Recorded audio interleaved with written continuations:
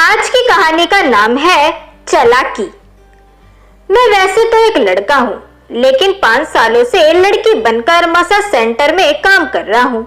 वहाँ जो भी कस्टमर आता है सिर्फ मुझे ही मसाज करने के लिए बुलाता है, जिससे बाकी की लड़कियां मुझसे बड़ी चिढ़ती हैं। एक बार वहाँ एक बड़ी अमीर औरत आती है जिसे मैं बहुत ही पसंद आ जाता हूँ। वह मुझसे कहती है, एक काम करो प्रीति, तुम हमेशा के लिए मेरे साथ चलो, मैं तुम्हें अच्छे खासे पैसे दूंगी। मुझे भी लगा कि यह रहेगा तो सही, तो मैं भी उन्हें हाँ कर देता हूँ और मसाज सेंटर छोड़कर मैं रोज उनके घर जाने लगता हूँ। 4 महीने बीत गए यही सब करते करते। एक दिन वह मुझसे बोली, बेटा तुम्हारे माँ बाप कहाँ हैं? मैंने कहा, वह तो गांव में है आंटी। वह बोली, बेटी मुझे अपने लड़के के लिए तुम्हारे माता पिता से हाथ मांगना है। ये सुनते ही मेरे कान खड़े हो गए।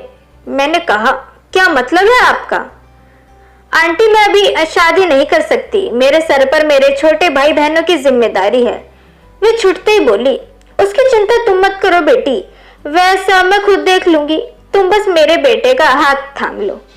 तुम्हें जो भी मैंने पहली बार मसाज सेंटर में देखा था, तभी मैं ये सोच रही थी कि बहू हो तो तुम्हारी जैसी। मेरा बेटा भी तुम्हें पसंद करता है, तुम हो ही इतनी सुंदर। उससे तो मैं पहले ही बात कर चुकी हूँ, अब बस तुम्हारी राय चाहिए, बोलो बेटा। मैंने कहा, मैं अपने माँ बाप से बात करके आपको कल इस बारे में बताऊं? उन्होंने कहा, हाँ जरूर, और मैं वहां से चल दिया। अब मेरी समझ नहीं आ रहा था कि आखिर मैं करूं क्या। ये सब तो बड़ा ही उल्टा पड़ गया। इन्हें क्या पता कि मैं एक लड़का हूं और ये मेरी शादी करने पर तुले हुए हैं। ए भगवान, अभी तो एक अच्छा समय आया था जब भर भर के मैं पैसे कमा रहा था, और फिर अभी एक नई समस्या। अब क्या करूं मैं? कैसे इसको ये बताऊं कि मैं एक लड़का हूं, लड़की नहीं। मैं अगले दिन जब उनके घर गया तो उन्होंने मुझसे पूछा, क्या सोचा बेटी तुमने? मैंने कहा, आंटी मुझे बस 4 महीने का समय दीजिए, उसके बाद मैं आपके बेटे से शादी कर लूंगी। उन्होंने पूछा, 4 महीने किस लिए बेटा? मैंने कहा, वह दरअसल मेरे बीए के पेपर हैं, तो मुझे उसको पहले पास करना है, उसके बाद मैं आपके बेटे से शादी करने के लिए तैयार हूँ। उन्हें लगा कि आखिर बच्ची पढ़ना चाह रही है, तो बिना किसी झिझक के मुझे हाँ कह दिया। बस फिर क्या था, 3 महीने तो मैंने वहां उसी तरह काम किया जैसे मैं करता रहा, लेकिन 4थे महीने में ही मैंने अपने जैसे ही कुछ दोस्तों को बुलाया जो कि लड़के ही थे, पर पैसे कमाने के लिए लड़की बनकर मसाज सेंटर में काम करते थे।